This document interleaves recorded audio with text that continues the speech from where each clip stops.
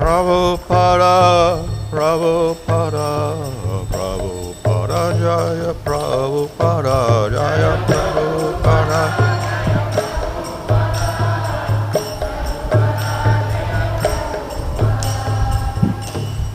Jaya Vishma Bharavan Bhavaraja Gacharya, Sishvat AC, Bhakti Samsa Prabhupada Ki Jai, Namacharya Dṛṣṭvā Ki Jai. Pravayasaṁ Sri Krishna Chaitanya Prabhu Nityananda Sri Gadadhar Swasti Gaur Bhakta Vrinda Ki Jai. Shri Shri Radha Krishna Gopa Gopida Shyama Kunda Radha Kudda Giri Govardhan Ki Jai. Shri Vrindavan Nam Ki Jai. Navadaptam Ki Jai. Ganga Jamuna Tulsi Bhakti Devi Ki Jai. Ananda Koti Vaishnava Vrinda Ki Jai. Samaveta Bhakta Vrinda Ki Jai. Go Premanandi Jai. All glory to Samuel devotees, all glory to Samuel devotees, all glory to Samuel devotees, all glory to Sri Guru and Sri Guranga, all glory to Sri Prabhupada. Om Namo Bhagavate Vasudevaya. Om Namo Bhagavate.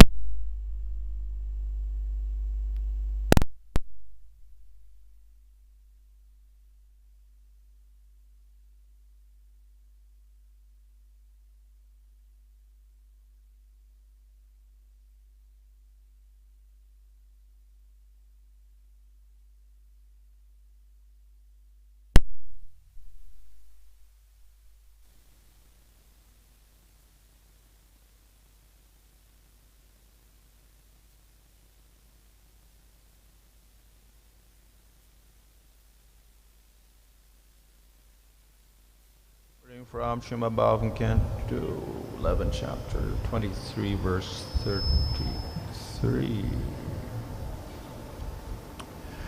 Tamvai pravayasam bhikṣum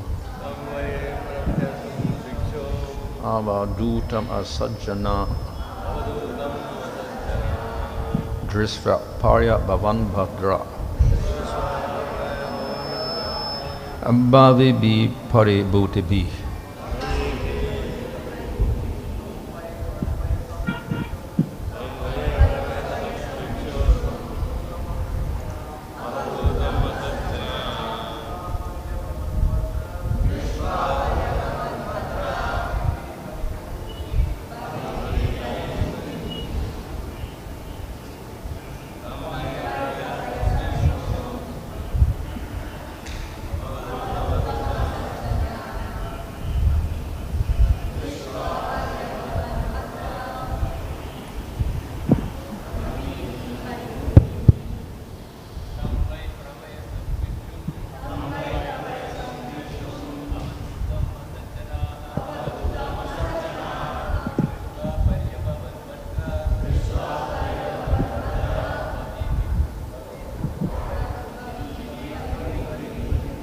Mataji.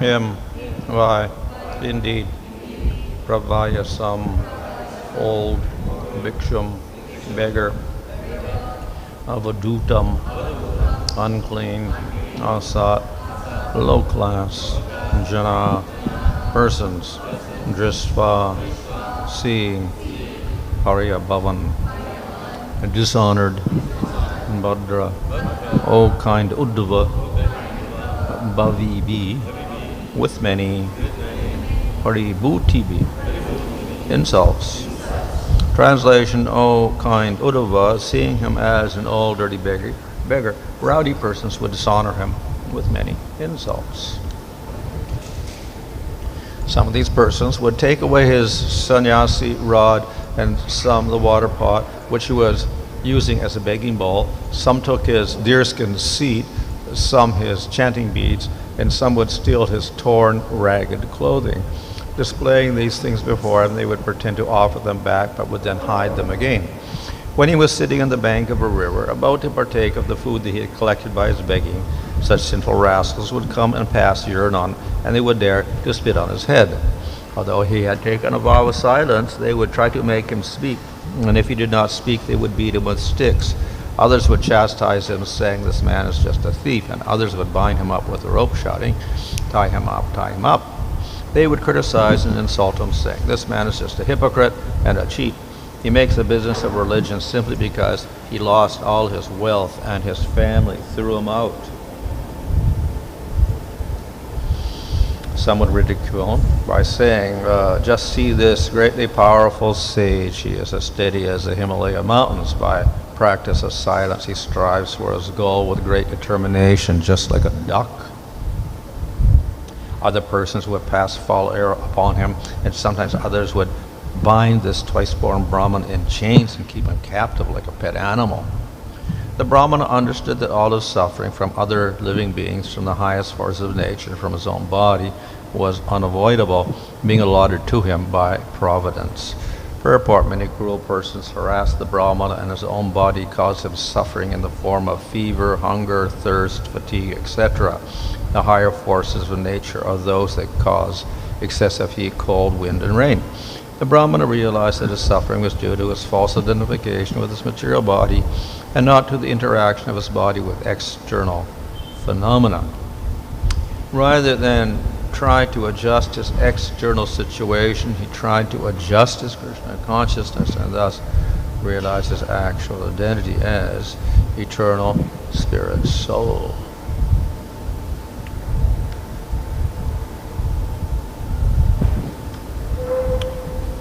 So this series of verses describe the various harassments that people gave him. இந்த பதங்களில் இந்த அவந்தி பிராமணர் மக்களால் எவ்வாறு துன்புறுத்தப்பட்டார் என்பதை பற்றி விளக்குகிறது. But besides the harassments from people, then we have the harassments from nature itself. மக்கள் அவரை துன்புறுத்தோடு சேர்த்து இயற்கையும் அவரை துன்புறுத்தியது. So we call those adidaivic forces like rain or the hot sun or the cold winter, etc. இதை நாம் அதிதெய்வீக என்று அழைக்கிறோம். அதாவது மழை, புயல் காற்று, அதிக வெப்பம் போன்றவை. So all of these forces of nature cause pain to the material body. இந்த இயற்கையின் சக்திகளானது பௌதிக உடலுக்கு துன்பத்தை விளைவிக்கிறது. So besides the suffering of human beings, we would also have the suffering from other creatures such as animals or insects. நாம் மனிதர்களால் துன்புறுத்தப்படுவதோடு சேர்த்து பிற உயிர்வாழிகளான பூச்சிகள், மிருகங்கள் ஆகியவற்றாலும் துன்புறுத்தப்படுகிறோம். So these we call from other creatures the adibhautic sufferings. இவ்வாறு பிற உயிர்வாழிகளால் ஏற்படும் துன்பத்திற்கு நாம் அதிபௌதிக என்று அழைக்கிறோம். And then we have the other sufferings in his own body, such as sickness, old age, etc. நம்முடைய உடல் மூலமாகவே நமக்கு பல துன்பங்கள் விளைகிறது. உதாரணத்திற்கு முதுமை, உடல் பலவீனம் ஆகியவை. So these are called adhyatmic sufferings. இதை நாம் அதியாத்மிக துன்பம் என்று கூறுகிறோம். So in these ways, not only this sannyasi, but all people in the material world will have to experience some suffering from these three causes. இந்த மூன்று காரணங்கள் மூலமாக இந்த சன்னியாசி மட்டுமல்ல, இந்த உலகத்தில் இருக்கும் அனைத்து மக்களும் துன்பத்தை அனுபவிக்க வேண்டும். It is only a matter of more or less. இது அதிகம் அல்லது குறைவு என்றே இங்கு வேறுபடுகிறது. So on Earth planet we have a certain amount of both the suffering and happiness. இந்த பூமியில் நாம் சில அளவிலான துன்பம் மற்றும் இன்பமானது நமக்கு கிடைக்கிறது. If we go to higher planets, then we'll get less of those sufferings. நாம் உயர் கிரகங்களுக்கு சென்றால் நமக்கு துன்பமானது குறைந்த அளவிலேயே ஏற்படுகிறது. So we don't hear much about scorpions or snakes or mosquitoes on Svargaloka. சொர்க்கலோகத்தில் நாம் பாம்பு, விஷப்பூச்சிகள், தேள் ஆகியவற்றை பற்றி கேள்விப்பட்டதில்லை. And we don't see much sickness. சொர்க்கத்தில் அதே போல் நோயானது அதிகமாக தாக்குவதில்லை. And they have less worries. சொர்க்கத்தில் இருப்பவர்களுக்கு கவலை மிக குறைந்த அளவிலேயே இருக்கிறது. But even if one goes to Brahmaloka, though we say the suffering and all these things are much, much less, still there is no peace. ஒருவர் பிரம்மலோகத்தை அடைந்தார் என்றால் அவர் சந்திக்கும் துன்பமானது மிக மிக குறைந்த அளவிலே இருக்கிறது. இருப்பினும் அங்கே முழுமையான அமைதியானது கிடைப்பதில்லை. So there's no perfect place in the material world. ஆகையால் இந்த பௌதிக உலகத்தில் சிறந்த இடம் என்ற இடமே இல்லை. So in the story in Brihad Bhagavatamrita, then I think Narada Muni goes to Brahmaloka, but he says actually it's not so good up here also. Narada முனி ஒரு முறை பிரம்மலோகத்துக்கு செல்கிறார். அப்பொழுது அவர் கூறுகிறார், இந்த இடமும் நல்ல இடமாக தோன்றவில்லையே என்று. Because even here sometimes demons come. ஏனென்றால் பிரம்மலோகத்தில் கூட சில சமயம் அசுரர்கள் தாக்குகிறார்கள். And even though I have a very long lifetime, I'm going to have to die. பிரம்மலோகத்தில் நமக்கு மிக மிக நீண்ட ஆயுள் இருந்தால் கூட ஒரு நாள் நாம் கண்டிப்பாக இறந்தே ஆக வேண்டும். So even if it's a long time off, still I'm thinking, that sooner or later I'm going to have to give up this body. ஆகையால் நமக்கு மிக நீண்ட ஆயுள் கிடைத்த போதும் கூட நாம் நினைத்துக் கொள்வோம், சீக்கிரமாகவே நாம் இந்த உடலை கைவிட வேண்டும் என்று. So even in the highest planet in this universe, there is some problems. ஆகையால் இந்த பிரபஞ்சத்தின் உயர்ந்த கிரகத்தில் கூட சில பிரச்சனைகள் இருக்கிறது. So the message we get is that you cannot escape suffering in the material world. இதன் மூலம் நாம் புரிந்து கொள்ள வேண்டிய விஷயம் என்னவென்றால், நம்மால் இந்த ஜட உலகில் துன்பத்திலிருந்து தப்பிக்க முடியாது. So but nevertheless we don't like suffering. நமக்கு துன்பம் பிடிக்காமல் இருந்தால் கூட சரி. So how do we solve that problem? இந்த பிரச்சனையை நாம் எவ்வாறு தீர்க்க போகிறோம்? So the normal person in the human on this earth planet, then he will try to solve it by working very hard and getting money and then protecting himself with various things. இந்த உலகத்தில் இருக்கும் ஒரு சாதாரண மனிதர் மிக கடினமாக உழைத்து பணத்தை சம்பாதித்து தன்னை பாதுகாத்துக் கொள்ள முயற்சி செய்கிறார். And of course if he's maybe a little more intelligent, then he'll strive to go to Svarga Loka in his next life. அவர் சிறிது புத்தி கூர்மை கொண்டவராக இருந்தால் அவர் அடுத்த பிறவியில் சொர்க்கலோகத்தை அடைய முயற்சி செய்கிறார். But as I said, all of these attempts are relative attempts because you never escape the suffering. இந்த முயற்சி அனைத்தும் தற்காலிகமான முயற்சியே, ஏனென்றால் நம்மால் துன்பத்திலிருந்து கண்டிப்பாக தப்பிக்க முடியாது. So the more intelligent person will ask for a permanent solution. அதிக புத்தி கூர்மை உடைய நபர் இந்த பிரச்சனைக்கு நிரந்தர தீர்வை காண ஆசைப்படுவார். But there is no perfect place in the material world. ஆனால் பௌதிக உலகத்தில் சிறந்த இடம் என்ற ஒன்று இடமே இல்லை. So the only way we can get a solution is by going to scripture. ஆகையால் இந்த பிரச்சனைக்கு நாம் தீர்வு காண வேண்டும் என்றால் நாம் சாஸ்திரத்தை அணுக வேண்டும். We cannot know anything beyond the material world, and the material world has suffering, so we can't understand anything on our own. நம்மால் நம்முடைய சொந்த முயற்சி மூலமாக இந்த ஜட உலகை தாண்டி எதையும் புரிந்து கொள்ள முடியாது. இந்த ஜட உலகம் முழுமையாக துன்பத்திலே மூழ்கியுள்ளது. ஆகையால் நாம் ஜட உலகை தாண்டி எதையுமே நம்மால் தெரிந்து கொள்ள முடியாது. So therefore we have to rely on scripture. இதன் காரணமாக நாம் சாஸ்திரங்களை பின்பற்ற வேண்டும். So the scriptural solution is very simple. சாஸ்திரத்தில் இதற்கு கொடுக்கப்படும் தீர்வு மிகவும் எளிமையான தீர்வாகும். All your suffering is caused by material body. நம்முடைய துன்பம் அனைத்தும் நம்முடைய ஜட உடல் மூலமாகவே நமக்கு ஏற்படுகிறது. Or rather because of your identification with the material body. அவ்வாறு இல்லாவிட்டால் நாம் நம்மை ஜட உடலோடு அடையாளப்படுத்திக் கொள்வதன் மூலமாகவே நமக்கு துன்பம் ஏற்படுகிறது. So if we give up the identification with that material body, we will give up the suffering. ஆகையால் நாம் நம்மை ஜட உடலோடு அடையாளப்படுத்திக் கொள்வதை கைவிட்டோம் என்றால் நாம் நம்முடைய துன்பத்திலிருந்து தப்பிக்க முடியும். Just as if you have a dream, and in that dream you identify with that dream body. எவ்வாறு நாம் கனவு காணும் பொழுது அந்த கனவில் நாம் கிடைத்திருக்கும் உடலையே நம்மோடு அடையாளப்படுத்தி பார்க்கிறோமோ அதே போல். And in that dream, then you may be chased by a tiger and bitten by a tiger.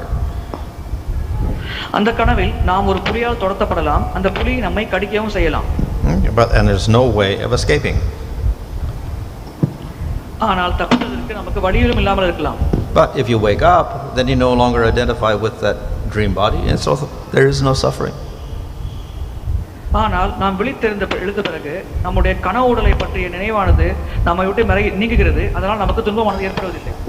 So one of the comparisons given in scriptures is that of world is like a dream. You wake up from the dream, then there's no suffering. சாஸ்திரங்கள் இது போன்ற ஒரு எடுத்துக்காட்டை விளக்குகிறது. இந்த உலகமானது கனவு போன்றது, இந்த கனவுலிருந்து நாம் விழித்தெழுந்து விட்டால் நமக்கு துன்பமானது ஏற்படுவதில்லை என்று. So the difficulty is to wake up from the dream. ஆனால் கனவுலிருந்து விழித்தெழுவதே இங்கு ஒரு பிரச்சனையான விஷயமாக இருக்கிறது. So for sleep you automatically wake up every day. நாம் தினமும் தூங்கி காலையில் எழுந்து விடுகிறோம். But that does not happen when you're in the waking state. ஆனால் நாம் விழித்தெழும் பொழுது அந்த தூங்கும் நிலையில் நடக்கும் செயல்கள் நடப்பதில்லை. There is no regular time when you give up identification with the material body. நாம் இந்த ஜட உடலோடு அடையாளப்படுத்திக் கொள்வதை கைவிடுவதற்கு இதுதான் சிறந்த நேரம் என்ற ஒரு நேரம் கூட நம்மால் குறிக்க முடியாது. So therefore this to give up this identification becomes very very difficult. ஆகையால் இந்த அடையாளத்தை கைவிடுவது மிகவும் சிரமமான விஷயமாகும். Nevertheless it is possible. இருப்பினும் இது சாத்தியமே. But even to start a process of stopping the identification with material body, it requires some qualification. ஆனால் இந்த ஜடவுகளோடு அடையாளப்படுத்திக் கொள்வதை கைவிடும் வழிமுறையை தொடங்குவதற்கு கூட நமக்கு சில தகுதிகள் தேவைப்படுகிறது. So you become qualified for jnana when you've reached sattva guna. நாம் ஞான மார்க்கத்திற்கு சத்துவ குணத்தை அடைந்த பிறகே தகுதி பெறுகிறோம். So that means relatively few people will be qualified to solve this problem of identification with material body and then consequent suffering. இதனுடைய பொருள் என்னவென்றால் வெகு குறைந்த மக்களே இந்த ஜட உடலோடு தொடர்பு படுத்திக் கொள்வதிலிருந்து கைவிட்டு இந்த பிரச்சனை தீர்ப்பதற்கு தகுதி உடையவராகிறார்கள். So jnana, as explained in the Upanishads, is one solution to the problem, but then it is rare. It's not for everybody. ஆகையால் உபநிஷதங்களில் கூறப்பட்டுள்ளது போல் ஞான மார்க்கமானது இதற்கு ஒரு தீர்வை வழங்குகிறது, ஆனால் இது அனைவருக்கும் பொருந்தக்கூடியது அல்ல. Nevertheless, if you practice it with your qualification, then you can get the result. இருப்பினும் நாம் தகுதி பெற்று இதை பயிற்சி செய்தால் நமக்கு பலனானது கிடைக்கிறது. So when you're fixed with not identifying with your material body and identifying with the Atma, then you get liberated from the material world. ஆகையால் நாம் நம்மை உடலோடு தொடர்புபடுத்திக் கொள்ளாமல் ஆத்மாவோடு அடையாளப்படுத்திக் கொண்டால் நாம் இந்த ஜட உலகிலிருந்து முக்தி அடைகிறோம். So as I said, a select process for some people and also a very difficult process, slow process. ஆகையால் இந்த மார்க்கம் மிகவும் கடினமான மார்க்கமாகும், அதுவும் மிகவும் மெதுவாக முன்னேறக்கூடிய மார்க்கமாகும். So why the Lord makes this whole process so difficult? இந்த மார்க்கத்தை ஏன் பகவான் மிகவும் கடினமானதாக்குகிறார்? So the Lord also provides other methods which are easier. பகவான் வேறு சில எளிமையான மார்க்கத்தையும் நமக்கு வழங்குகிறார். And this shows his great mercy. இது அவருடைய காரணமற்ற கருணையை நமக்கு காட்டுகிறது. Okay, so the easy method is the process of bhakti yoga. மிக எளிமையான வழிமுறை பக்தி யோக மார்க்கமே ஆகும்.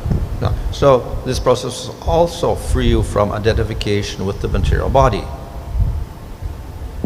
இந்த வழிமுறையிலும் நாம் ஜட உடலோடு அடையாளப்படுத்திக் கொள்வதிலிருந்து விடுதலை பெறுகிறோம். But then someone may ask, well, you say that identification with the material was very difficult to destroy that identification. So how does it become easier through the process of bhakti? சிலர் கேட்கலாம், நம்மை ஜட உடலோடு அடையாளப்படுத்திக் கொள்வதிலிருந்து வெளியேறுவது மிகவும் கடினமாக இருக்கிறது, இதை எவ்வாறு பக்தி மார்க்கம் மூலமாக எளிமையாக செய்வது என்று. So yes, true. Yeah, the identification is very difficult to give up, but there is some advantage in the process of bhakti yoga. இந்த அடையாளத்தை கைவிடுவது மிகவும் கடினமான விஷயம்தான். ஆனால் பக்தி யோகத்தில் நமக்கு சில சாதகமான பலன்களும் கிடைக்கிறது. The process of jnana is a material process and requires your constant effort. ஞான மார்க்கம் பௌதிகமான மார்க்கமாகும். அதில் தொடர்ச்சியான முயற்சியானது தேவைப்படுகிறது. The process of bhakti is a spiritual process and requires only mercy of the Lord. பக்தி மார்க்கம் ஆன்மீகமான மார்க்கமாகும். இதில் பகவானின் கருணை மட்டுமே நமக்கு தேவைப்படுகிறது. So the Lord is much more powerful than ourself making our own efforts. பகவான் நம்மை விட மிகவும் சக்தி வாய்ந்தவர். ஆகையால் நாம் நம் முயற்சியில் முன்னேறுவதை விட பகவான் கருணை மூலம் நம்மால் எளிதாக முன்னேற முடியும். So this makes the process easier. இது பக்தி மார்க்கத்தை மிகவும் எளிமையான வழிமுறை ஆக்குகிறது. However, we also see the Lord does not give complete mercy immediately. இருப்பினும் பகவான் முழு கருணையையும் உடனடியாக நமக்கு வழங்குவதில்லை. And thus even the devotees have to put some endeavor into their devotional practices. இதன் காரணமாக பக்தர்கள் கூட தங்களுடைய பக்தி சாதனையில் முயற்சியை மேற்கொள்ள வேண்டுகிறது. However, when the Lord sees the effort of the devotee, then he gives his mercy. இருப்பினும் பகவான் பக்தரின் முயற்சியை பார்த்து அவருடைய கருணையை வழங்குகிறார். And then process becomes easier for the devotee. அதன் பிறகு இந்த மார்க்கமானது பக்தரால் மிக எளிமையாக கடைபிடிக்கப்படுகிறது. So the jnani or the yogi will do his process, but Lord is not looking at him and giving him mercy. ஆகையால் ஒரு ஞானி அல்லது யோகி அவரவர் வழிமுறையை பின்பற்றினாலும் பகவான் தன்னுடைய கருணையை அவர்களுக்கு வழங்குவதில்லை. And therefore that person has to put forth great effort himself. இதன் காரணமாக அத்தகைய நபர்கள் மிக கடினமான முயற்சியை மேற்கொள்ள வேண்டுகிறது. Of course, the Bhagavatam also explains that actually even the jnani, if he doesn't do any bhakti, he can't even get liberated. பாகவத்தில் கூறப்பட்டுள்ளது, ஞானி சிறிதளவு கூட பக்தி செய்யாவிட்டால் அவரால் முக்தி கூட அடைய முடியாது என்று. So the very intelligent jnani will also do some bhakti. ஆகையால் ஒரு மிகவும் புத்திசாலியான ஞானி பக்தியையும் சேர்த்தே செய்வார். But because his main interest is jnana, that bhakti will be very little. ஆனால் அவருடைய பிரதானமான இலக்கு ஞானமாக இருப்பதால் மிக குறைந்த அளவிலேயே அவர் பக்தியை செய்வார். But even if he does very little bhakti, he gets a little mercy. ஆனால் அவர் சிறிதளவு பக்தி செய்தால் கூட அவருக்கு சிறிதளவு கருணையானது கிடைக்கிறது. So it is that little mercy from that little bit of bhakti that will give him liberation. அந்த சிறிதளவு பக்தியிலிருந்து அவருக்கு கிடைக்கக்கூடிய சிறிதளவு கருணையானது அவருக்கு முக்தியை வழங்குகிறது. So yes, in order to get liberation, it's impossible on one's own. One needs the mercy of the Lord, and therefore that is achieved for the jnani through the process of bhakti. ஆகையால் முக்தி அடைவது கூட பகவான் கருணை இல்லாமல் சாத்தியமில்லை. இதன் காரணமாக பக்தி மார்க்கமானது மிகவும் சிறந்த வழிமுறையாக கூறப்படுகிறது. So we can say, well, if the Lord is going to be merciful, why does he liberate and why doesn't he take him to Goloka? ஆகையால் நாம் கேட்கலாம், பகவான் மிகவும் கருணை வாய்ந்தவராக இருந்தால் அவர் ஏன் அவர்களுக்கு முக்தியை தருகிறார், மாறாக அவர்கள் ஏன் கோலோகத்தை கடந்து செல்லவில்லை என்று. The answer is the jnani doesn't want that. He wants to be liberated only. So that's what the Lord gives him. இதன் பதில் என்னவென்றால், ஞானி கோலோகத்தை விரும்பவில்லை, அவர் முக்தியை மட்டுமே விரும்புகிறார். அதனால் பகவான் அதை வழங்குகிறார். Of course, the Lord will give different things to different persons according to what they desire. பகவான் பல வகையான மக்களுக்கு அவர்களின் ஆசைக்கு ஏற்ப பல வகையான விஷயங்களை தருகிறார். So Dṛṣṭvā wanted a kingdom. துருவ மகாராஜர் மிகப்பெரிய ராஜ்யத்தை ஆள வேண்டும் என்று ஆசைப்பட்டார். And so the Lord said, yes, I will give you a kingdom. பகவான் உடனே அவருக்கு மிகச்சிறந்த ராஜ்யத்தை அளித்தார். And that was true. He became the king. இதன் மூலமாக துருவ மகாராஜர் ஒரு பெரிய நாட்டின் அதிபரானார். Moreover, he got a better proposition to that because he went to Dhruva, even higher than Brahma's planet. அவருக்கு மிக உயர்ந்த இடமான துருவலோகமானது கொடுக்கப்பட்டது. அது பிரம்மலோகத்தை விட உயர்ந்த இடத்தில் இருக்கிறது. But then he also said, well, actually I don't want that.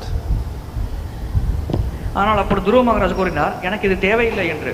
So then the Lord also fulfilled that desire. அதன் பிறகு பகவான் அந்த ஆசையையும் பூர்த்தி செய்தார். And thus the Lord gave him a position as a great devotee. அதன் பிறகு பகவான் இவரை ஒரு மிகச்சிறந்த பக்தராக ஆகும்படி செய்தார். But all of this is simply the mercy of the Supreme Lord. ஆனால் இவை அனைத்துமே பரமபுருஷ பகவானின் கருணையே ஆகும். So therefore in the process of bhakti the Lord's mercy operates, and this makes the process of bhakti quicker and easier. ஆகையால் இந்த பக்தி மார்க்கத்தில் பகவானின் கருணை செயல்படுவதால் இந்த பக்தி மார்க்கமானது மிகவும் விரைவாக மிகவும் எளிமையாக கடைபிடிக்கக்கூடிய மார்க்கமாகிறது. So though the devotee does not want liberation in itself, the devotee surpasses liberation. ஆகையால் ஒரு பக்தருக்கு முக்தியின் மேல் பற்று இல்லாத பொழுதும் கூட அந்த பக்தர் அந்த முக்தியையும் தாண்டி செல்லும்படி ஏற்படுகிறது. As he develops appreciation for the Lord through the process of bhakti, then he gives up his identification with the material body. அவர் பக்தி மார்க்கத்தின் மூலம் பகவானின் கருணை பெறும் பொழுது அவர் தன்னை உடலோடு அடையாளப்படுத்திக் கொள்வதை கைவிடுகிறார். So of course the devotee from the beginning of bhakti accepts the idea that he is the eternal servant of Krishna. ஆகையால் ஒரு பக்தர் பக்தியின் தொடக்கத்திலேயே தான் பகவானின் நித்திய சேவகர் என்ற அடையாளத்தை ஏற்றுக்கொள்கிறார். So by concentrating on that, then the Lord fulfills that desire. அவர் தொடர்ச்சியாக இதிலேயே தன்னுடைய கவனத்தை செலுத்துவதால் பகவான் அவருடைய ஆசைகளை பூர்த்தி செய்கிறார். So if one is eternally the servant of Krishna, then automatically he must have no material identification. ஒரு பகவானின் நித்தியமான சேவகர் என்றால் அவருக்கு கண்டிப்பாக பௌதிக அடையாளமானது இருக்கக்கூடாது. Material identification means I am this body and I have to get enjoyment for my body. I don't care about Krishna. பௌதிக அடையாளம் என்றால் நான் இந்த உடலை திருப்திப்படுவதே எனது நோக்கம், ஆகையால் நான் கிருஷ்ணரை பற்றி கவலைப்பட மாட்டேன் என்று கூறுவதே ஆகும். So by identifying himself as the eternal servant of Krishna, automatically he gives up identification with the material body, and he's identifying himself not as the servant of his body to get enjoyment, but as the servant of Krishna. ஆகையால் ஒருவர் பகவானின் நித்திய சேவகர் என்று தன்னை அடையாளப்படுத்திக் கொள்ளும் பொழுதே அவர் தன்னை உடலோடு அடையாளப்படுத்திக் கொள்வதை கைவிடுகிறார். அவர் இந்த உடலுக்கு சேவை செய்து புலன்பம் பெறுவதற்கு பதிலாக பகவானுக்கு சேவை செய்து நித்தியமான ஆனந்தத்தை பெறுகிறார். So by the process of bhakti, he destroys his identification with the material body. He destroys the gross and subtle bodies, and he manifests a spiritual body as the servant of Krishna. ஆகையால் ஒருவர் பக்தி மார்க்கம் மூலமாக தன்னுடைய ஜட உடலின் மூலம் அடையாளப்படுத்திக் கொள்வதை கைவிடுகிறார், மேலும் ஸ்தூல மற்றும் சூட்சம உடல்களை கைவிடுகிறார். ஒரு ஆன்மீகமான உடலை பெற்று அவர் பகவானுக்கு நித்தியமாக ஆன்மீக உலகில் சேவை செய்கிறார். And this allows him to serve the Lord eternally. இது அந்த பக்தரை பகவானுக்கு நித்தியமாக சேவை செய்ய அனுமதிக்கிறது. So therefore, when he's in the material world, all of these different problems, the adi-daivic, adi-atmic, or adi-bhautic problems do not affect him. ஆகையால் அத்தகைய பக்தர் இந்த ஜட உலகில் இருந்த பொழுது கூட அவருக்கு இந்த அதிஆத்மிக, அதிபௌதிக, அதிதெய்வீக ஆகியவற்றால் ஏற்படும் பிரச்சனையானது எந்த துன்பத்தையும் ஏற்படுத்துவதில்லை. Because of attachment to the Lord, he is not attached to the material body. அவர் பகவானின் மேல் பற்று கொண்டிருக்கும் காரணத்தினால் அவர் இந்த ஜட உடல் மேல் எந்த பற்றும் கொள்வதில்லை. Hare Krishna.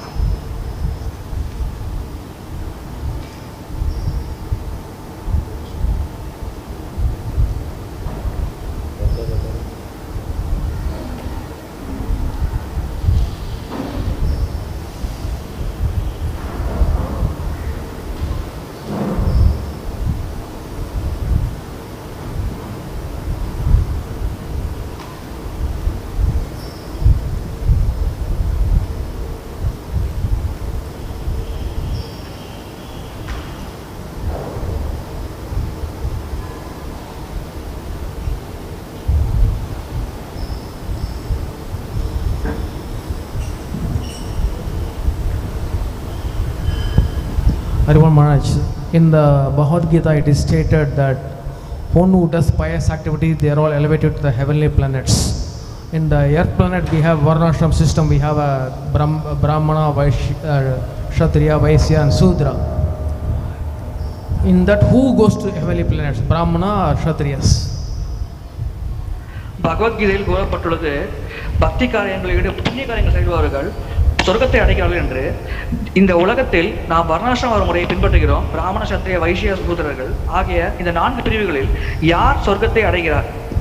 Well, anyone who follows the prescribed process as described in scriptures can go there. யார் ஒருவர் சாஸ்திரத்தில் கொடுக்கப்பட்டுள்ள நியமங்களை கடைபிடிக்கிறாரோ அவர் சொர்க்கத்தை அடைவார். And this means you do lots of punyas, including lots of sacrifices.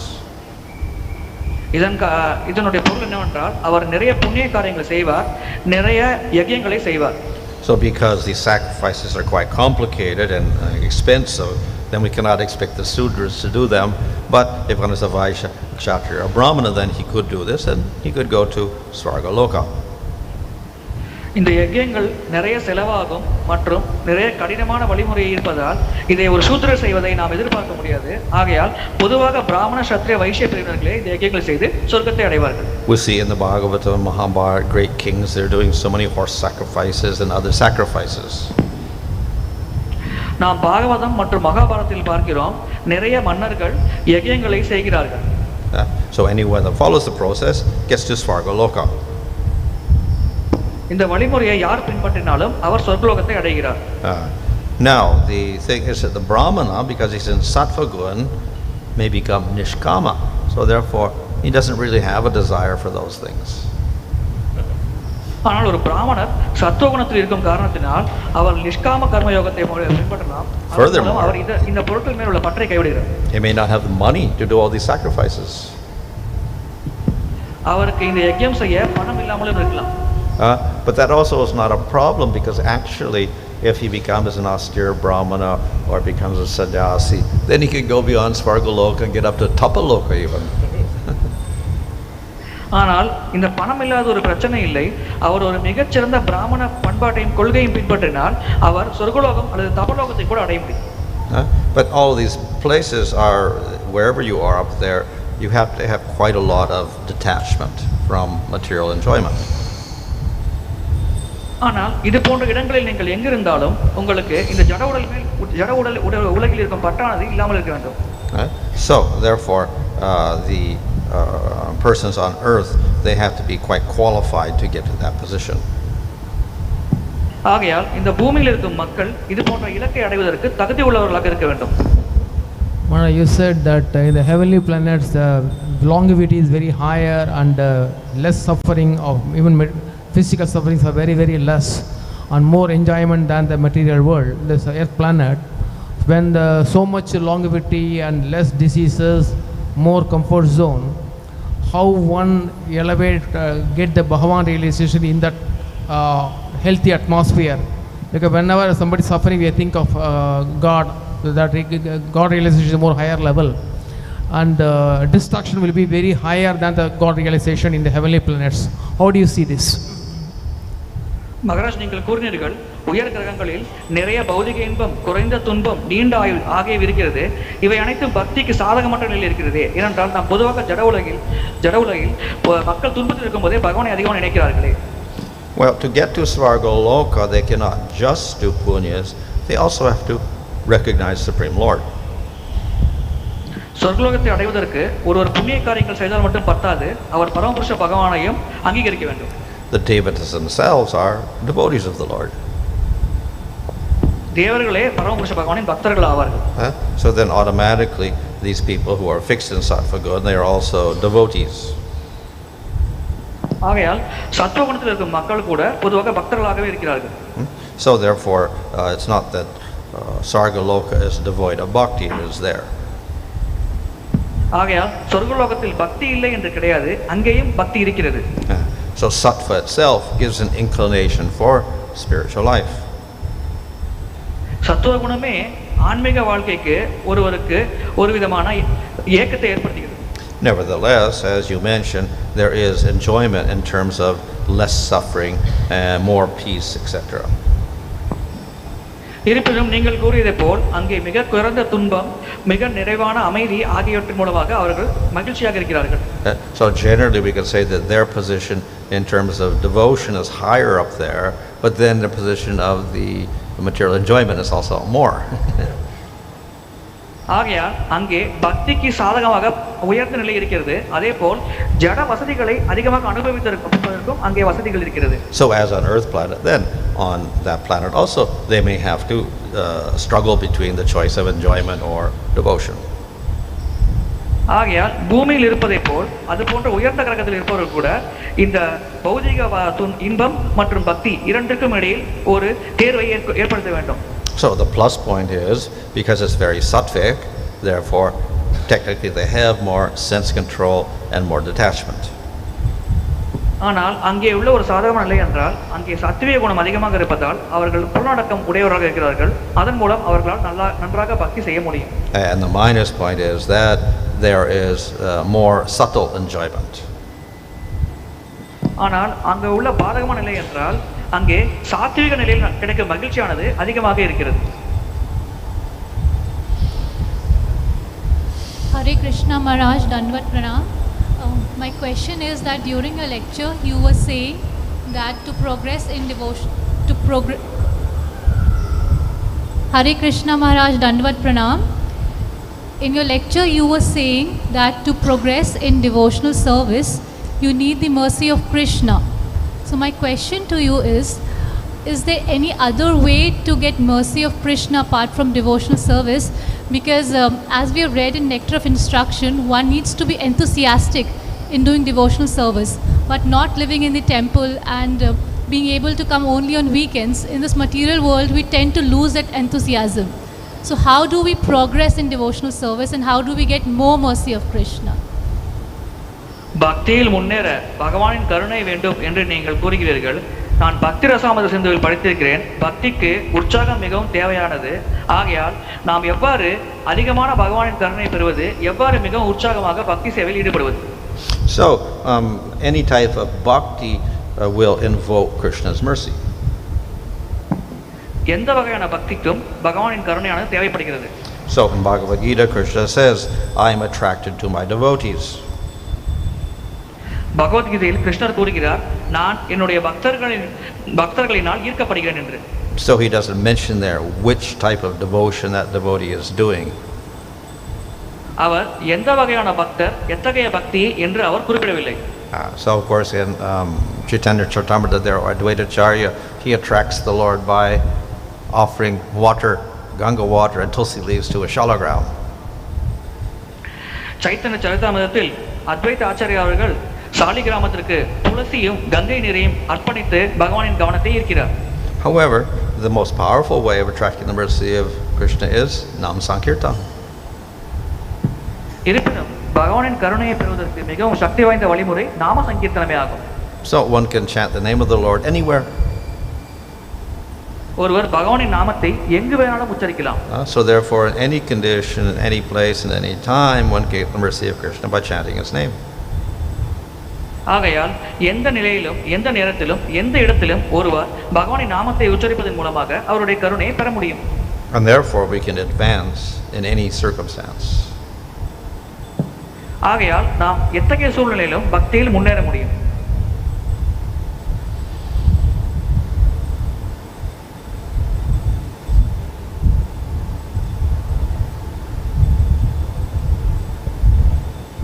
Hare Krishna Maharaj.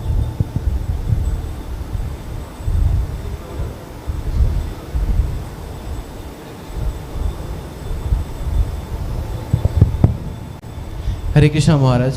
So we see that in Jnana Yoga, the person following that Jnana Yoga, he understands that this material world is full of suffering.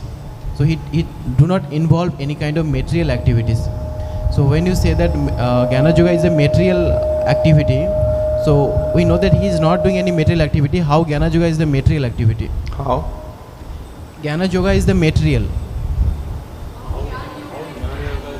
Yeah. Oh, how is the material activity? Well, as Bhagavatam states, jnana, the method of jnana arises from sattva gun. பாகவத்தில் கூறப்பட்டுள்ளது ஞான மார்க்கமானது சத்துவகுணத்திலிருந்து தோன்றுகிறது என்று. Sattva gun is material. சத்துவகுணம் பௌதிகமானது.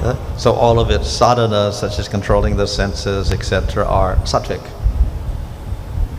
ஆகையால் நாம் புலன்களை அடக்குவதற்காக செய்யும் சாதனையானது சத்துவகுணத்தில் இருக்கிறது. Bhakti arises from Krishna's internal energy. பக்தி என்பது கிருஷ்ணரின் அந்தரங்க சக்தியின் மூலமாக எழுகிறது. So quite different. It doesn't arise from the gunas at all. ஆகையால் பக்தி முக்குணங்களிலிருந்து எழுவதில்லை. So the practices of jnana may look spiritual because they're reading Upanishads, etc., which are, and Upanishad is not different from Lord. ஆகையால் நாம் உபநிஷங்களை படிப்பதன் மூலமாக நாம் இது சற்று வேறுபட்ட வழிமுறை பின்பற்றுவது தோன்றலாம். ஆனால் உபநிஷதங்கள் பகவானிலிருந்து வேறுபட்டதல்ல. But also their understanding of that Upanishad is sattvic, not beyond the world. ஆனால் அந்த உபநிஷதங்களிலிருந்து நாம் புரிந்து கொள்ளும் விஷயம் கூட சத்விக நிலையிலே இருக்கிறது. அதை கடந்த நிலைக்கு நம்மால் செல்ல முடியாது. And then ultimately they can only understand in terms of Brahman, not in terms of Bhagavan. ஆகையால் இறுதியாக அவர்கள் பிரம்மன் அடிப்படையிலேயே விஷயங்களை புரிந்து கொள்கிறார். பகவான் அடிப்படையில் அவர்கள் புரிந்து கொள்வதில்லை. Just one question, Maharaj. So we see that in Jnana-yogi they also merge in impersonal form of Lord. So that's the spiritual one. So if someone following the material process, how he can go to merge in Lord's impersonal? Yeah, a material process in itself. Okay. ஞான மார்க்கத்திலும் அவர்கள் பிரம்மஜோதியில் கலக்கிறார்கள். எவ்வாறு ஒரு பௌதிக வழிமுறையை பின்பற்றி ஆன்மீகமான இலக்கை அடைய முடிகிறது? So as I said, the jnani on his own cannot get liberation. ஒரு ஞானி தன்னுடைய சொந்த முயற்சியால் முக்தி அடைய முடியாது. He has to practice a little bhakti. அவர் சிறிதளவு பக்தியை பயிற்சி செய்ய வேண்டும். And then Krishna gives him liberation, not the process of jnana. அதன் பிறகு கிருஷ்ணர் அவருக்கு முக்தி அளிக்கிறார். ஞான மார்க்கமானது அவருக்கு முக்தி அளிக்கவில்லை. Online questions, please. Hare Krishna Maharaj, Dandavat Pranam, your servant Guru Kripa Maharaj. Thank you so much for enlightening Maharaj. First question is from His Grace Sumitra Krishna Prabhu. It may be theoretically easy to give up material attachments as we are residing in this material world. Even after practicing bhakti, one may find it difficult to get attached from material desires. For example, we see the case of Guru Maharaj. He started off with a material desire and he was given the material facility. But he actually didn't want that. Finally, after having darshan of the Lord, he didn't want that material benefit. So how to come to the platform of Avanti Brahmana and how to tolerate when we are criticized, abused and spoken ill of? பௌதிக உலகத்தில் வாழும் பொழுது நாம் பௌதிக பற்றுகளை கைவிடுவது என்பது பேச்சுவாக்கில் சொல்வதற்கு எளிதாக இருக்கலாம். ஆனால் நடைமுறையில் அது மிகவும் கடினமான விஷயமாக இருக்கிறது. ஆகையால் நாம் துருவ மகாராஜருடைய கதையில் கூட பார்க்கிறோம். அவருக்கு மிக உயர்ந்த பௌதிக வசதியாக வழங்கப்பட்டது. ஆனால் அவருக்கு அதன் மேல் எந்த பற்றும் இல்லை. அதே போல் அவந்தி பிராமணர் கதையிலும் அவர் பல துன்பங்களை பொறுத்துக் கொள்கிறார் என்பதை நாம் பார்க்கிறோம். ஆகையால் ஒருவர் எவ்வாறு அவந்தி பிராமணர் நிலையை அடைய முடியும்? So one way is by cultivating sattva guna. இதற்குண்டான ஒரே வழிமுறை சத்துவகுணத்தை வளர்த்துக் கொள்வதாகும். So by sattva guna, one automatically becomes detached from the material body. சத்துவகுணத்தின் மூலமாக ஒருவர் இயற்கையாகவே ஜட உடல் மேல் உள்ள பற்றை கைவிடுகிறார். And one develops sattvic qualities, அதோடு அவர் சத்திய குணங்களை வளர்த்துக் கொள்கிறார். which include tolerance, forgiveness, etc. அது பொறுமை, மன்னிக்கும் தன்மை ஆகியவற்றை உள்ளடக்கியது. But in the process of bhakti, Rupa Goswami points out that cultivation of good qualities, such as sattva good qualities, is not an anga of bhakti. ஆனால் ரூப கோஸ்வாமி கூறுகிறார்கள், பக்தி வழிமுறையில் இந்த சத்துவகுண குணங்களை வளர்த்துக் கொள்வது பக்தியின் அங்கம் கிடையாது என்று. So if we do practice of bhakti, hearing, chanting, remembering, deity worship, etc., plus we start cultivating sattva qualities, then we're doing something, cultivating two processes. ஆகையால் நாம் பக்தி மார்க்கத்தை பயன்படுத்தி சிரவணம், கீர்த்தனம் ஆகியவற்றில் ஈடுபடும் பொழுது சத்துவ குணத்தையும் வளர்த்துக் கொண்டால் நாம் இரண்டு வழிமுறைகளை பின்பற்றுவது போல் ஆகிறது. So if we only cultivate bhakti, then what happens? ஆகையால் நாம் பக்தியை மட்டும் பின்பற்றினால் என்ன நடக்கிறது? So at the very beginning, Rupa Goswami explains, through the process of bhakti, in sadhana itself, we get klesha-agni and subhada. ஆகையால் ரூப கோஸ்வாமி கூறுகிறார், பக்தி மார்க்கம் மூலமாக தொடக்கத்திலேயே நமக்கு கிளேஷாக்னி மற்றும் சுபதா ஆகியவை கிடைக்கிறது என்று. And subhada means that good qualities manifest. Subhada என்றால் நல்ல குணங்கள் தோன்றுவதை குறிக்கிறது. But the question may arise, by practicing bhakti, does that mean we get sattvic qualities? ஆனால் இங்கு ஒரு வினா எழுப்பலாம், பக்தியை பயிற்சி செய்வதன் மூலமாக நம்மால் சத்துவ குணத்தை வளர்த்துக் கொள்ள முடியுமா என்று. Because kṣa-sūtraṁ means it destroys sattva, rajas and tamas, everything. So how can it, because it give you qualities, must destroy qualities. ஏனென்றால் கிளேஷாக்னி என்பது சாத்விக ரஜோ மற்றும் தமோ குணங்களை முற்றிலுமாக அழிக்கிறது. அது எவ்வாறு ஒரு குணம் வளர்வதற்கு காரணமாக அமையும்? So the answer is that kṣa-sūtraṁ destroys all karmas, even your good karmas. இதனுடைய பதில் என்னவென்றால் கிளேஷாக்னி அனைத்து வகையான கர்மங்களையும் அழிக்கிறது, நம்முடைய நல்ல கர்மங்களை கூட அது அழிக்கிறது. So subhada gives you good qualities, not materially good qualities, but spiritual qualities. ஆகையால் சுபதா என்பது நமக்கு நல்ல குணங்களை வழங்குகிறது. அது பௌதிகமான குணங்கள் அல்ல, ஆன்மீகமான குணங்களாகும். So though we talk about, trinadapi sunishina, be more tolerant and give respect to others, we should understand these are not material qualities. ஆகையால் நாம் திரிநாதாபி சுனிச்சேனா, அடுத்தவர்களுக்கு மரியாதை தர வேண்டும் என்று நாம் கூறினாலும் அது பௌதிகமான குணம் அல்ல என்பதை நாம் நன்றாக புரிந்து கொள்ள வேண்டும். So along with the process of bhakti, the devotee will also manifest spiritual qualities. ஆகையால் பக்தி மார்க்கத்தை கடைபிடிப்பதன் மூலமாக ஒரு பக்தரானவர் ஆன்மீக குணங்களையும் வளர்த்துக் கொள்வார். Krishna is full of all wonderful qualities. பகவான் கிருஷ்ணர் அற்புதமான குணங்களை உடையவர். And they're all spiritual. அவை அனைத்தும் ஆன்மீகமானவை. By associating with Krishna, then we also develop similar qualities. நாம் கிருஷ்ணரோட சங்கம் வைப்பதன் மூலமாக நாமும் அதே போன்ற குணங்களை வளர்த்துக் கொள்ள முடியும். Thank you, Maharaj. Thank you for a wonderful explanation. The next question is from Her Grace Medavini Sakhi Mataji. We see that Dhruva Maharaj started off with a material desire and he worshipped Lord Vishnu. And on the other side, Hiranyaksha, Hiranyakashipu, they also had material desires. They worshipped Lord Brahma or Lord Shiva, let's say. So, in case of Dhruva Maharaj, he was saved by Lord Vishnu. In case of Hiranyaksha and Hiranyakashipu, they were killed. So, what is the fundamental difference in these two cases? துருவ மகாராஜர் பௌதிக ஆசையை நிறைவேற்றிக் கொள்வதற்காக பகவான் விஷ்ணுவை வழிபட்டார். அதன் மூலம் அவர் பௌதிக ஆசையை நிறைவேற்றிக் கொண்டார், பக்தியும் அடைந்தார். ஆனால் ஹிரண்யகசிபு, ஹிரண்யாக்ஷன் போன்றவர்கள் பிரம்மா மற்றும் சிவனை வழிபட்டார்கள். இந்த இருவருக்கும் இடையில் ஏதேனும் வித்தியாசம் உள்ளதா? ஏனென்றால் ஹிரண்யகசிபு சிவனை வழிபட செய்வதும் துருவ மகாராஜர் விஷ்ணுவை வழிபடுவதற்கும் ஏதேனும் வித்தியாசம் உள்ளதா? Well, one difference is that Dhruva worshipped Vishnu. ஒரு வேறுபாடு என்னவென்றால் துருவ மகாராஜர் விஷ்ணுவை வழிபட்டார். Hiranyakasipu hated Vishnu. ஹிரண்யகசிபு விஷ்ணுவை வெறுத்தார். So he never worshipped him.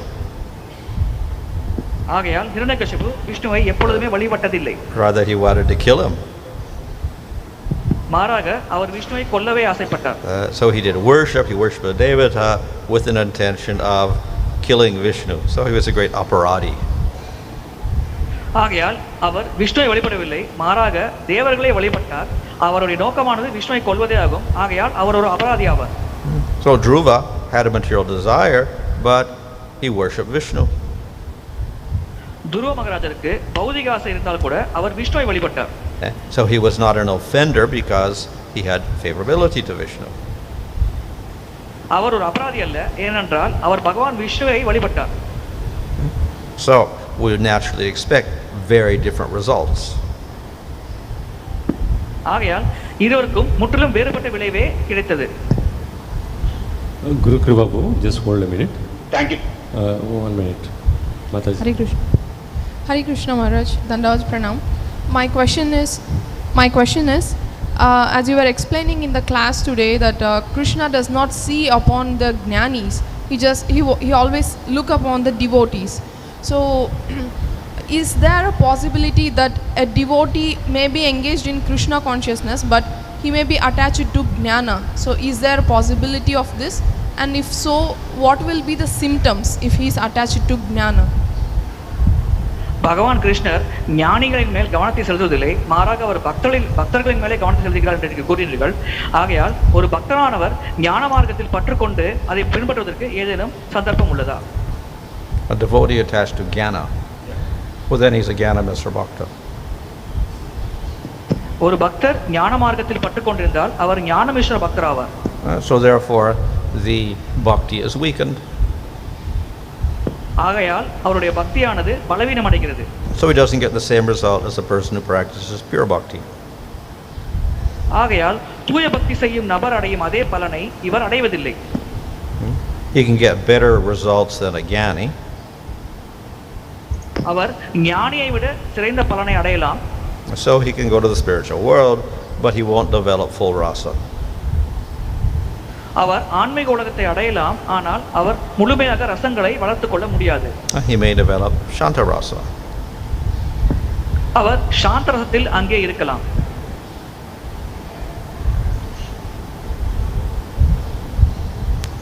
Hare Krishna Maharaj. Hare Krishna Maharaj, Dandvat Pranam. My question is that you said in the lecture that we have, when we do right amount of endeavor, then we invoke the mercy of Krishna. So I just wanted to know that we are chanting 16 rounds, we are following regulative principles, we are following the instructions of our spiritual master. So still we are having this material attachments, and we identify ourselves with the body. So what kind of endeavor we should do so that we are out of this material conception of the body? நாம் சரியான முயற்சி செய்யும் பொழுது நம்மால் இந்த பௌதிக அடையாளத்திலிருந்து வெளிப்பெற முடியும் என்று நீங்கள் கூறினீர்கள். நாங்கள் இப்பொழுது 16 மாலை ஜபம் செய்கிறோம், ஆன்மீக குருவின் கட்டளைகளை பின்பற்றுகிறோம், பக்தி மார்க்கத்தை கடைபிடிக்கிறோம். இருப்பினும் பௌதிக பற்றானது இன்னும் எங்கள் மனதில் இருக்கிறது. இதிலிருந்து நாங்கள் எவ்வாறு வெளியேறுவது? Because we're doing sadhana and we're coming from a position where the bhakti is very little, then the problems of anarthas will continually afflict us. நாம் சாதன பக்தி செய்கிறோம், மேலும் சிறிதளவு பக்தி இருக்கக்கூடிய பௌதிக உலகத்தின் பின்னணியிலிருந்து வருகிறோம். அதன் காரணத்தினால் நம்முடைய பக்தியில் அனர்த்தங்களானது இருக்கிறது. But the more we advance, the less the anarthas. ஆனால் நாம் பக்தியில் முன்னேற அனர்த்தங்கள் படிப்படியாக குறைகிறது. So by following the particular process of bhakti as outlined by the acharyas, then we should try to surpass this level where the anarthas are causing problems. ஆகையால் நாம் பக்தி மார்க்கத்தை பின்பற்றி ஆச்சாரங்களின் அடித்தளங்களை பின்பற்றுவதன் மூலமாக நாம் அனர்த்தங்களை கடந்து பக்தி வழியில் முன்னேற வேண்டும். So our immediate aim should be, we should come to the level of nishtha, where the anarthas do not interfere with our steady practice. ஆகையால் நம்முடைய உடனடியான குறிக்கோள் நாம் நிஷ்டா என்ற நிலையை அடைய வேண்டும். அங்கே அனர்த்தங்களால் நமக்கு எந்த பிரச்சனையும் ஏற்படுவதில்லை. So along with our practice of bhakti, we have things like utsaha or enthusiasm and dharya determination. ஆகையால் பக்தியோடு சேர்த்து நமக்கு உற்சாகம் மற்றும் மன உறுதி ஆகியவையும் இருக்கிறது. So these are favorable qualities that we can with which we can practice our sadhana. இது போன்ற சாதகமான குணங்களை கொண்டு நாம் நம்முடைய பக்தி சாதனையை கடைபிடிக்கலாம். Thank you, Maharaj. Maharaj, we have over 100 devotees from various online platforms. Just few more questions are there. If you may kindly apologize and spare just 5 more minutes, please. Next question is from His Grace Sureshwar Srinivas Prabhu. The word term jnani suggests that he is knowledgeable, but unfortunately he neglects bhakti, which is not the sign of good intelligence. So how do we understand that? And can we say that jnani's knowledge doesn't produce highest intelligence? ஞானி என்ற சொல்லானது அதிகமான ஞானம் உடையவரையே குறிக்கிறது. ஆனால் அத்தகைய ஞானியானவர் பக்தி மார்க்கத்தை ஒதுக்குகிறார். இது மிகவும் புத்திசாலித்தனமான ஒரு செயல் அல்ல. ஆகையால் நாம் ஞானியின் ஞானத்தை எவ்வாறு புரிந்து கொள்வது? அது உயர்ந்த பலனை அளிப்பதில்லையே. So we use the word jnana in different contexts. ஞானா என்ற சொல் பல அர்த்தங்களில் பயன்படுத்தப்படுகிறது. So it can mean knowledge in general, even material knowledge. இங்கே ஞானம் என்றால் பௌதிக ஞானத்தையும் குறிக்கும். It can mean knowledge in relation to bhakti, which is very good. அது பக்தி தொடர்பாக இருக்கும் ஞானத்தையும் குறிக்கும். அது மிகவும் நல்ல ஒரு விஷயமாகும். But by our Vaishnavacharyas, we usually use jnana and jnani in relation to impersonal cultivation of Brahman. ஆனால் வைஷ்ணவ ஆச்சாரியர்கள் ஞானி என்ற சொல்லை அருவ பிரம்மத்தின் மேல் பற்றுள்ளவர்களையே குறிக்கிறார்கள். Using the process of logic. அது தர்க்கத்தின் மூலமா வழிமுறையை பின்பற்றுகிறது. So this is unfavorable for the development of bhakti. இது பக்தியை பயிற்சி செய்வதற்கு சாதகமற்ற ஒரு நிலையாக இருக்கிறது. Though it is spiritual, it is impersonal, so therefore that's why it's unfavorable. அது ஆன்மீகமான ஒரு வழிமுறையாக இருந்தால் கூட அது அருவ தத்துவத்தை பின்பற்றுவதால் அது சாதகமற்ற ஒரு வழிமுறையாக இருக்கிறது. So it is through that we develop spiritual realization. ஆனால் இதன் மூலமாக நாம் ஆன்மீக உணர்வை புரிந்து கொள்ள முடியும். But it is not complete. ஆனால் இது முழுமை அடையவில்லை. So we can say yes, he is a jnani, but the devotee who has realization is got complete knowledge. ஆகையால் ஒரு ஞானிக்கும் ஞானமானது இருக்கிறது, ஆனால் ஒரு பக்தருக்கு முழுமையான ஞானமானது இருக்கிறது. Thank you, Maharaj. The next question is from Her Grace Uttama Damayanti Mataji. Krishna gives mukti for the jnanis. What exactly is the state of that mukti and what are all the activities in that state? பகவான் கிருஷ்ணர் ஞானிக்கு முக்தியை அளிக்கிறார். முக்தி என்ற நிலை என்றால் என்ன? அந்த நிலையில் ஒரு என்னென்ன செயல்களில் ஈடுபடுகிறார்? So mukti is a state where there is no gross body or subtle body, and the jiva is that's why we call him liberated. முக்தி என்ற நிலையில் ஒரு ஜீவாத்மாவிற்கு ஸ்தூல மற்றும் சூட்சும உடல்கள் இருப்பதில்லை. இதனாலேயே நாம் அந்த ஆத்மா முக்தி பெற்றது என்று கூறுகிறோம். So there is no identification with the material body. அந்த நிலையில் ஒரு ஆத்மா பௌதிக உடலோடு தன்னை அடையாளப்படுத்திக் கொள்வதில்லை. So it is atma freed from material consciousness. ஆகையால் அந்த நிலையில் ஒரு ஆத்மா பௌதிக உணர்விலிருந்து வெளிப்பட்டிருக்கிறது. However, that atma does not perceive Bhagavan. ஆனால் அவ்வாறு பௌதிக உணர்வு இல்லாத பட்சத்தில் கூட அந்த ஆத்மா பகவானை புரிந்து கொள்வதில்லை. What does he perceive? அது என்ன புரிந்து கொள்கிறது? Nothing. எதையுமே அது புரிந்து கொள்வதில்லை. In Brahman, there's nothing to perceive. It's oneness. பிரம்மனில் புரிந்து கொள்ள ஒன்றுமே இல்லை.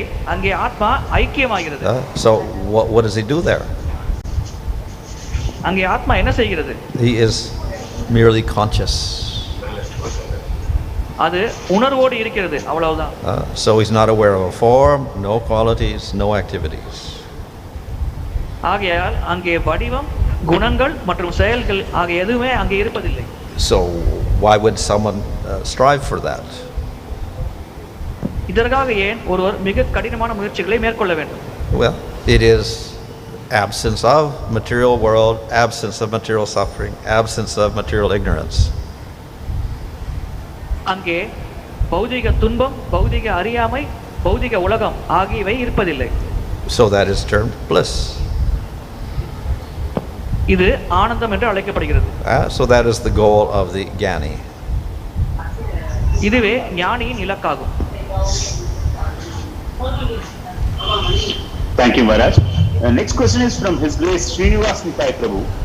Can you say that the advancement of a devotee be judged by how happy he is in Krishna consciousness? ஒரு பக்தர் பக்தியில் எவ்வளவு முன்னேறி இருக்கிறார் என்பது அவர் எவ்வளவு உற்சாகமாக மற்றும் மகிழ்ச்சியாக பக்தி சாதனை செய்கிறார் என்பதை விட்டு நாம் புரிந்து கொள்ளலாமா?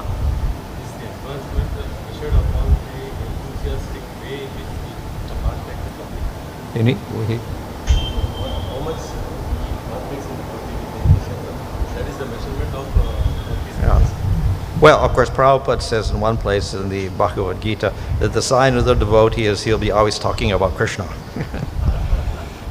பிரபுபாதர் தன்னுடைய விளக்க உரைகளில் குறிப்பிடுகிறார், ஒரு பக்தரின் அடையாளம் என்னவென்றால் அவர் எப்பொழுதும் பகவானை பற்றியே பேசிக் கொண்டிருப்பார். Of course, if he's not talking about Krishna, he'll be thinking of Krishna or serving Krishna in different ways. அவ்வாறு அவர் பகவானை பற்றி பேசவில்லை என்றால் அவர் பகவானை பற்றி நினைத்துக் கொண்டிருப்பார், பல வழிகளில் பகவானுக்கு சேவை செய்து கொண்டிருப்பார். But for the advanced devotees in bhava and prema, it may be very difficult to recognize them. ஆனால் பாவா மற்றும் பிரேம நிலையில் உள்ள உயர்ந்த பக்தர்களுடைய அடையாளங்களை கண்டறிவது அவ்வளவு எளிதான விஷயம் அல்ல. Because you may not know what they're thinking. ஏனென்றால் அவர்கள் என்ன நினைக்கிறார்கள் என்பதை நம்மால் புரிந்து கொள்ள முடியாது. So, nevertheless, we see there are qualities in the bhakta mentioned in the nectar devotion. இருப்பினும் பக்தி ரசாமத சிந்துவில் பாவ நிலையில் ஒரு பக்தர் எவ்வாறு இருப்பார் என்பதை பற்றி விளக்கப்பட்டுள்ளது. So he's not attached to material things. அவர் பௌதிகமான விஷயங்களின் மேல் பற்று கொண்டிருப்பதில்லை. He doesn't waste his time. அவர் தன்னுடைய நேரத்தை வீணடிப்பதில்லை. He's always absorbed in chanting the holy name. அவர் பகவானின் புனித நாமத்தை உச்சரிப்பதிலேயே தன்னுடைய முழு கவனத்தையும் செலுத்துகிறார். He's always absorbed in hearing about Krishna. அவர் நித்தம் பகவான் கிருஷ்ணரை பற்றி கேட்டுக்கொண்டிருக்கிறார்.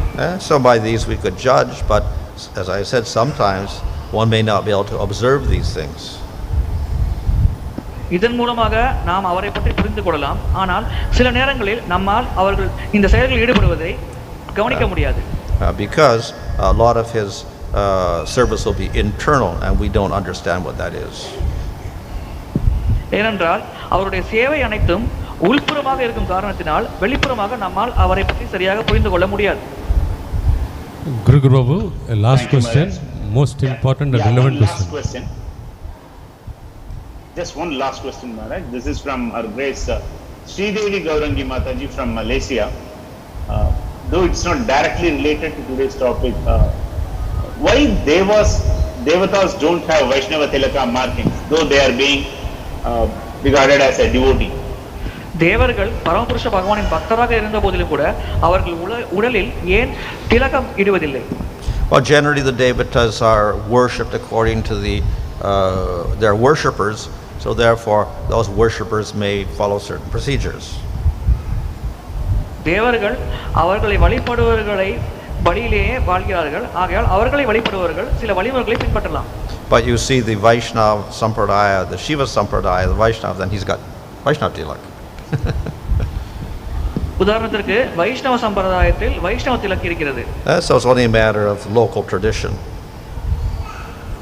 ஆகையால் அது அந்த சூழலில் கடைபிடிக்கப்படும் பழக்க வழக்கத்தை பொறுத்தது. Thank you, Maharaj. Thank you so much, Maharaj.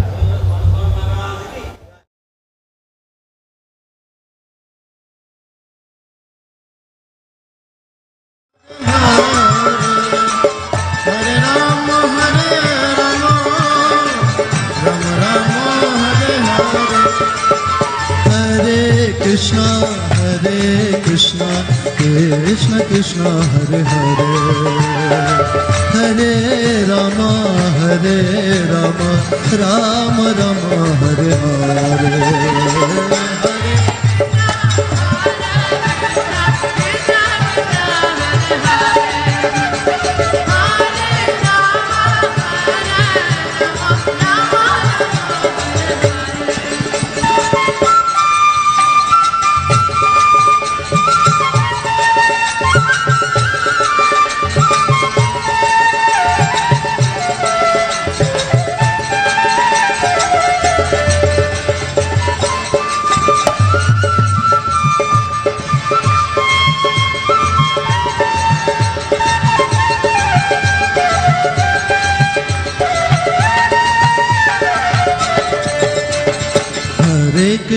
Hare Krishna